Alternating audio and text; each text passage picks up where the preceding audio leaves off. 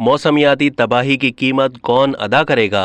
क्या गलती अमीर ममालिक की, भुगतें तरक्की पजीर ममालिक? हलाकत खेज सैलाब ने बहस छेड़ दी। अमरीका 1850 के बाद से दुनिया की कुल आबादी के 20% अखराज का जिम्मेदार, जबकि बरतानिया आलूदगी फैलाने वाला 8वां बड़ा मुल्क है। मौसमियाती तब्दीलियों की वजह से पाकिस्तान में आने वाले ख़तरनाक सैलाब से होने वाले नुकसान का अजाला अरबों डॉलर्स में मुमकिन हो सकेगा, लेकिन पाकिस्तान आलमी दर्जा हरारत में दीगर ममालिक की निस्बतन कम हिस्सा डालता है, तो इस नुकसान के अजाले का बिल किसको अदा करना चाहिए?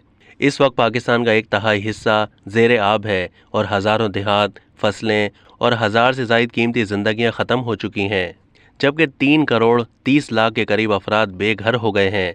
ज़्यादातर तबाही नाकाबिले वापसी है।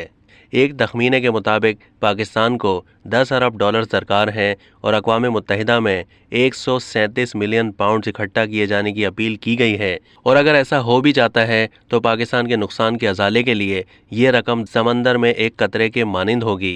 आम तौर पर अमीर ममालिक ने माहौल को सबसे ज़्यादा आलूदा किया, जबकि तरक्की पजीर ममालिक ने सबसे कम आलूदगी फैलाई। फिर भी इसके असरात का खमियाजा यही तरक्की पजीर ममालिक भुगत रहे हैं।